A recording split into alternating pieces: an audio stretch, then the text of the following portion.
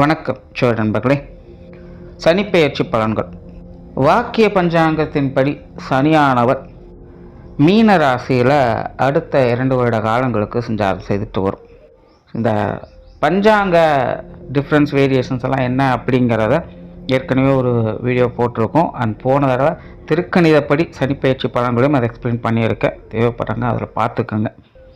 ஏன்னா திரும்ப அதே விஷயங்களை சொல்லிட்டு இருக்கணும் அப்படிங்கிறதுக்காக அதை அவாய்ட் பண்ணிக்கணும். இப்போ தெரிஞ்சுக்கணும்னு நினைக்கிறவங்க சேனல் பேஜில் செக் பண்ணி பார்த்துக்கோங்க. இப்போதைக்கு சனியானவர் அடுத்த 2 வருடங்களுக்கு மீன ராசியில் சஞ்சாரம் செய்துட்டு வரும். பொதுவாக மீன ராசியில் சனியினுடைய சஞ்சாரம் என்பது பொதுவான நிலைகளில் அது சலிப்பு தட்டக்கூடியதாகவும் மந்தமானதாகவும் இருக்கும். பொதுவாகவே சனி என்பது மந்த புத்தியுடையது தான். பட் மீன ராசியில் சனி சஞ்சாரம் செய்யக்கூடிய அந்த காலகட்டங்கள் சலிப்பையும் வெறுப்பையும் அதிகம் கொண்டு வரும்.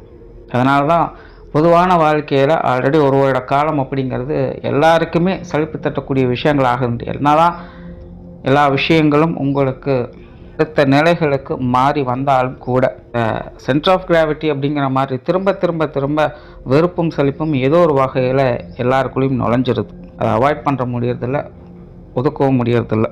ஏதோ மற்ற கிரகங்களுடைய நிலைகளாலும் பலத்தாலும் தான் என்னதான் வாழ்க்கை சலிப்பு தட்டக்கூடியதாக இருந்தாலும் சில ஆட்டப்பாட்டம் கொண்டாட்டங்களையும் அங்கங்கே பார்த்துக்கிட்டு வரும். ஒருவேளை அதுவும் கை கொடுக்கல அப்படின்னா டோட்டலாகவே எல்லாமே டம்ப் ஆகிடும்.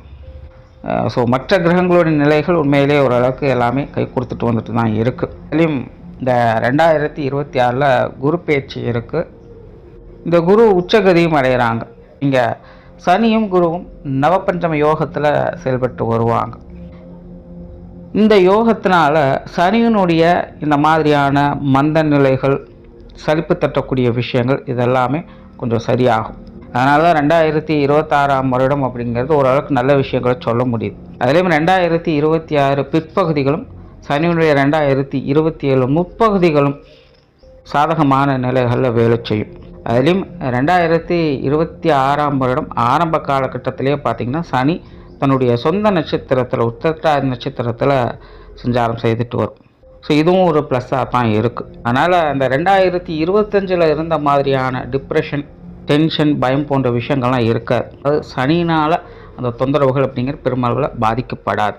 அதனால் இந்த சனிப்பெயர்ச்சி மிச்சம் இருக்கக்கூடிய 2 வருட காலங்கள் அப்படிங்கிறது சனியினால் பாதிப்புகள் அப்படிங்கிறது குறைவாகத்தான் இருக்குது. இதனால் எல்லா ராசிகளுக்குமே இந்த சனியினுடைய நிலை அப்படிங்கிறது ஓரளவுக்காவது சாதகமான நிலைகளாக தான் வேலை செஞ்சுட்டு இருக்கும். சுருக்கமாக சொன்னால் சனியை பொறுத்த வரைக்கும் அடுத்த 2 வருட காலங்கள் கண்டிப்பு அப்படிங்கிறது இருக்கும், தண்டிப்பு அப்படிங்கிறது இருக்காது. அதனால் இந்த சனி பயிற்சியை பொறுத்த வரைக்கும் ஒரு சாதகமான பயிற்சி அப்படின்னு பொதுவான வகையில் எடுத்துக்கலாம்.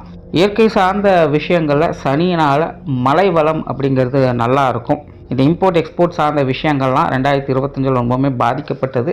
அதெல்லாமே இந்த வருடங்களில் ஓரளவுக்கு எல்லாமே சால்வ் ஆகி நல்ல விஷயங்களை எட்டு பிடிக்கும். லாகரி வஸ்துக்களுடைய புழக்கங்கள் கொஞ்சம் குறைய ஆரம்பிக்கும். சுப விரயங்கள் அப்படிங்கிற இந்த காலகட்டங்களில் பொதுவாக எல்லாருக்கும் அதிகரிக்கும். அது அனாவசிய செலவுகள் போய் அத்தியாவசியங்களுக்காக செலவு செய்யக்கூடிய அமைப்புகள் அரசாங்க ரீதியாகவோ உலக பொருளாதார ரீதியாகவோ உண்டாகும். சுப காரியங்களில் இந்த திருமண தடைகள் என்பது அகலும். அதெல்லாம் தனக்கெல்லாம் இனிமேல் திருமணமே நடக்காது அப்படின்னு நினச்சவங்களுக்கு கூட திருமண பந்தத்தை ஏற்படுத்தி கொடுக்கும். திருமண தோஷம் ஏதாவது இருக்குது அப்படின்னு அதற்கான பரிகாரங்களை செஞ்சுட்டு வாங்க. கண்டிப்பாக இந்த காலகட்டங்கள் ஏதோ ஒரு வகையில் நன்மைகளை சேர்க்கும். அப்புறம் இந்த சொத்து சுகங்கள், இந்த அசட் ரீதியான விஷயங்களும் கல்வி ரீதியான விஷயங்களும் நிறைய மாற்றங்கள் ஏற்படக்கூடிய ஒரு காலகட்டமாகவும் இருக்கும். அது ஃப்யூச்சரில் நல்ல வளர்ச்சியை கொடுக்கக்கூடிய நிலைகளில் அந்த மாற்றங்களானது ஏற்படும். ஸோ இந்த சனிப்பெயர்ச்சியை பொறுத்த வரைக்கும் பெரும்பாலும் பொதுவான வகையிலேயே நல்ல விஷயங்களையே சொல்ல முடியுது. பட் சனியை பொறுத்த வரைக்கும் எப்போவுமே பொறுமை தான் பெருமை சேர்க்கும். அதனால் நிதானமாக படிப்படியாக நல்ல விஷயங்கள் அப்படிங்கிறது ஒன்றாக வந்து சேரும். இனி அடுத்தது உங்களுடைய ராசி மற்றும் லக்னங்களுக்கு இது என்ன மாதிரியான மாற்றங்களையும் என்ன மாதிரியான சாதக பாதகமான பலன்களை கொடுக்குது அப்படிங்கிறத பற்றி பார்க்கலாம். நீங்கள் சொல்லக்கூடிய விஷயங்கள் எல்லாமே ராசி ரீதியாகவும் பொருந்தும், லக்ன ரீதியாகவும் முழுமையாக பொருந்தும். இனி மேற்கொண்டு உங்களுக்கான பலன்கள் பார்க்கலாம். இந்த வீடியோ உங்களுக்கு பிடிச்சிருந்ததுன்னா லைக் பண்ணுங்கள், மற்றவங்களுக்கும் ஷேர் பண்ணுங்கள். சப்ஸ்கிரைப் பண்ணாதவங்க சப்ஸ்கிரைப் பண்ணிக்கோங்க. சிம்ம ராசி, சிம்மம் லக்னம். சிம்மத்தை பொறுத்த வரைக்கும் இப்போதைக்கு அஷ்டமச்சனி அப்படிங்கிறது நடந்துக்கிட்டு இருக்கு. பொதுவாக அஷ்டமச்சனி காலம் வந்துருச்சு அப்படின்னா எல்லாருக்குமே, அதாவது எப்பேற்பட்ட யோக ஜாதகமாக இருந்தாலும் கூட அந்த குறிப்பிட்ட காலகட்டங்களுக்கு கொஞ்சம் டவுன் ஆகத்தான் செய்வாங்க. எதுவுமே பெருசாக கை கொடுக்காது. ஏன்னா அஷ்டமச்சனியோட தாக்கம் அப்படிங்கிறது அவ்வளவு வலுவாக இருக்கும். இது பொதுவாக எல்லா ராசிகளுக்குமே செயல்படக்கூடியது தான். அதனால் சிம்ம ராசி சிம்ம லக்னத்தை பொறுத்த வரைக்கும் இப்போதைக்கு ஒரு போராட்ட வாழ்க்கை தான் இருந்துக்கிட்டு இருக்குது. அதுலேயும் சிம்ம லக்னத்தை காட்டிலும் சிம்ம ராசியினுடைய நிலை அப்படின்னு பார்க்கும்போது அதில் இன்னும் கொஞ்சம் கூடுதலாகவே அழுத்தம் என்பது இருந்துக்கிட்டு இருக்கும். பட் அதே நேரம் இதற்கு முழுக்க முழுக்க காரணம் சனி அப்படின்னு மட்டும் சொல்லிட முடியாது. இப்போ ராசிகள் இந்த ராகு கேதுக்களுடைய சஞ்சாரம் சேர்ந்து இருக்கக்கூடிய நிலை தான் சிம்ம ராசி சிம்ம லக்னத்துக்கு ரொம்பவுமே மன அழுத்தத்தை அது கொடுத்து கொண்டு இருக்குது. இப்படி எப்போவுமே ஜோதிடத்தை பொறுத்த வரைக்கும் ஒரு விஷயம் ரொம்பவுமே கெட்டு போகுது அப்படிங்கிற பட்சத்தில் அதுக்கு ஆப்போசிட்டாக சில நல்ல விஷயங்கள் அப்படிங்கிறதும் போய்கிட்டு இருக்கும். ஸோ அப்படி தான் இந்த சிம்மராசி சிம்ம லக்னத்தை பொறுத்த வரைக்கும் இந்த வருட கிரகங்களுடைய நிலைகள் அப்படிங்கிறது பெருமளவில் அவங்களுக்கு நெகட்டிவாக வேலை செஞ்சாலும் கூட மற்ற கிரகங்களுடைய நிலை, குறிப்பாக இந்த மாத கிரகங்களுடைய நிலைகள் அப்படிங்கிறது அவங்களுக்கு கொஞ்சம் சாதகமான வகையில் செயல்பட்டுக்கிட்டு இருக்குது.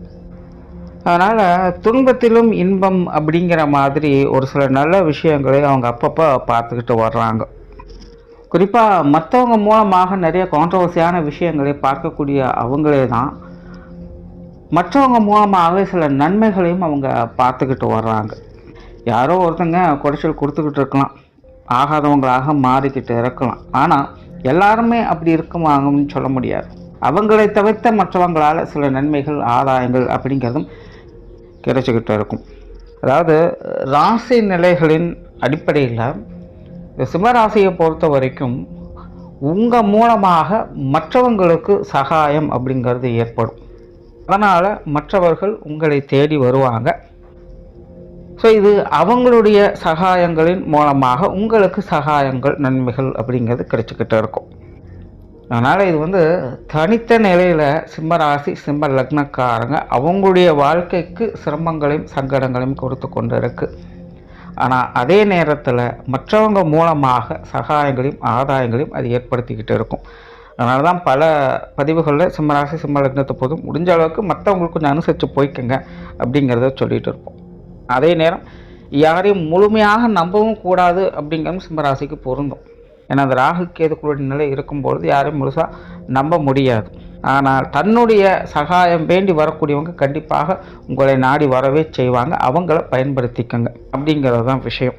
சுருக்கமாக சொல்லணும்னா நீங்கள் தேடி போகக்கூடிய விஷயம் தள்ளி போய்கிட்டே இருக்கும். நீங்கள் வேண்டான்னு ஒதுங்கி வர ஆரம்பிச்சிட்டிங்கன்னா உங்களை அதை தேடி வர ஆரம்பிச்சிடும்.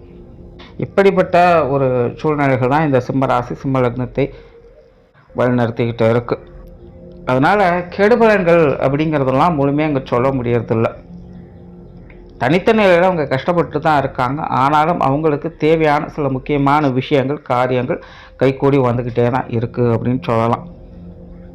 குறிப்பாக இந்த சிம்மராசி சிம்ம லக்னத்தை பொறுத்த வரைக்கும் தனித்த நிலைகளில் ஒரு தனிமை பிரியர்களாக அவங்க மாற ஆரம்பிச்சிருப்பாங்க. மற்றவங்களோட ஒரு ஒத்துழையாமை அப்படிங்கிறது அதிகமாகிக்கிட்டே இருக்கும்.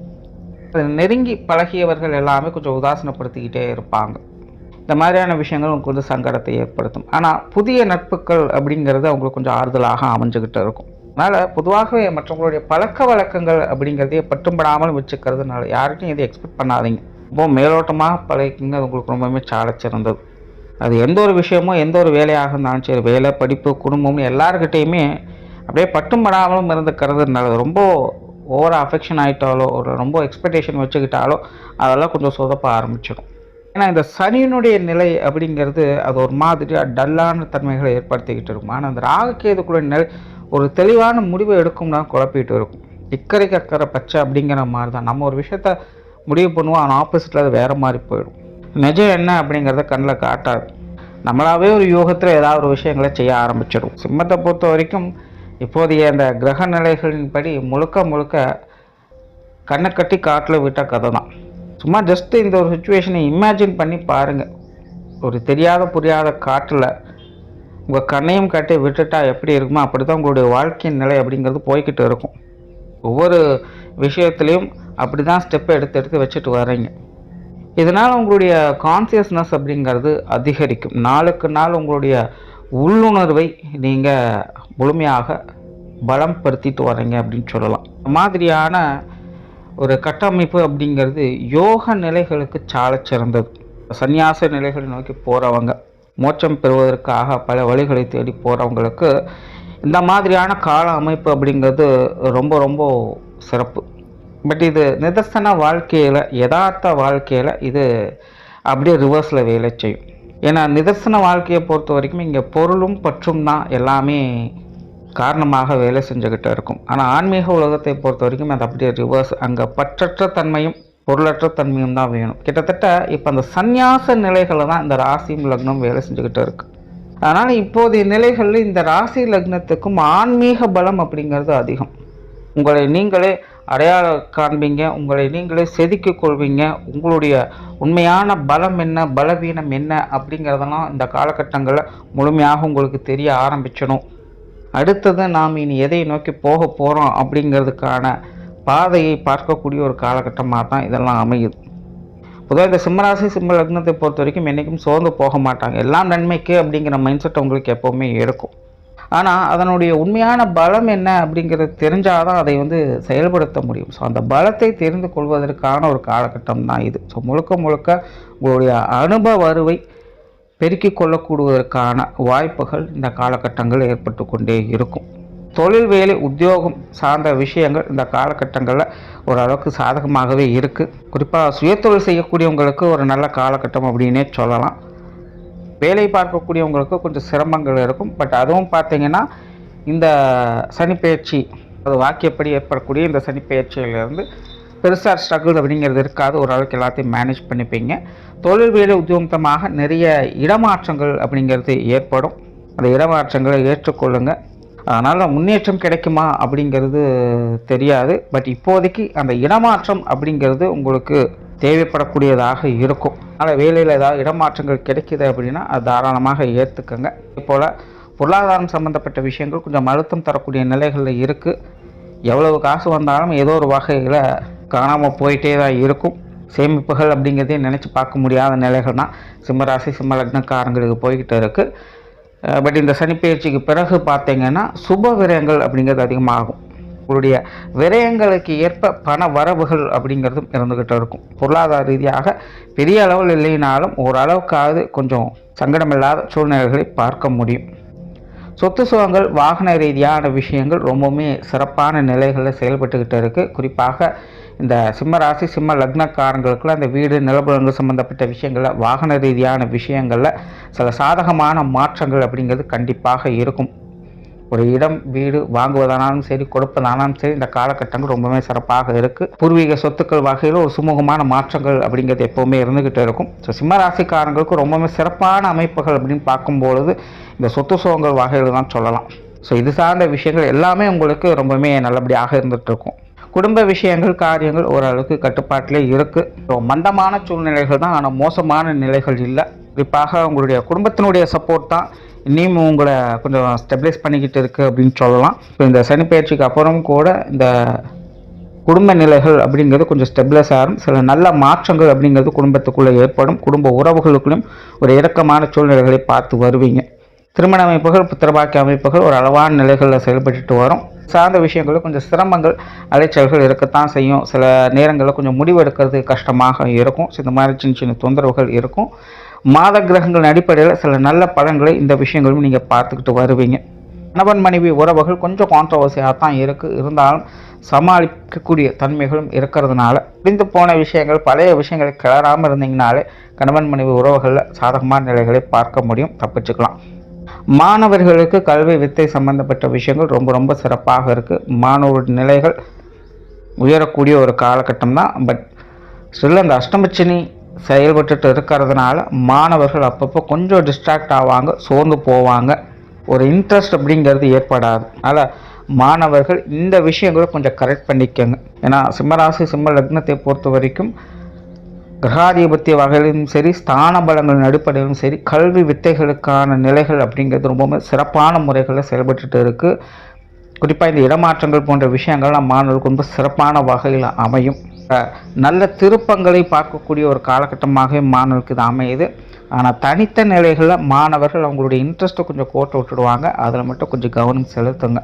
ஸோ ஓவராலாக இந்த சனிப்பெயர்ச்சி என்பது சிம்ம ராசி சிம்ம லக்னத்தை பொறுத்த வரைக்கும் கடந்த 2 வருடங்களாக இருந்த அளவுக்கு இந்த நெருக்கடியான சூழ்நிலைகள் இருக்க போகிறதில்லை.